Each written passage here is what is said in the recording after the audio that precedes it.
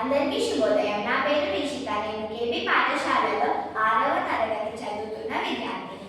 ఈరోజు భాషా భాగాలు నేర్చుకుంటాం. భాషా భాగాలు 5 రకాలు. అవి నామవాచకం, సర్వనామం, విశేషణం, క్రియ, అవ్యయం.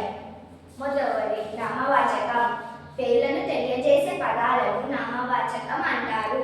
ఉదాహరణ రామయ్య, తోట, చెట్లు మొదలైనవి.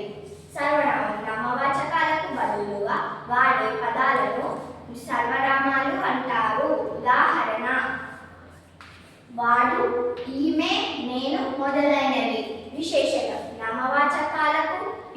నామవాచకం యొక్క సర్వనామం యొక్క గుణాలను తెలిపే పదాలను విశేషణం అంటారు.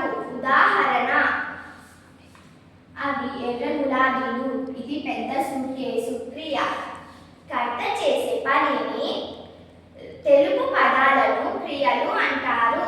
ఉదాహరణ పావని పాట పాడుతుంది. అవ్యయం లింగవచన విభక్తుల చేత మార్పు పొందని పదాలను అవ్యయం అంటారు. ఉదాహరణ అక్కడ, అయ్యో, ఓహో, ఎలా,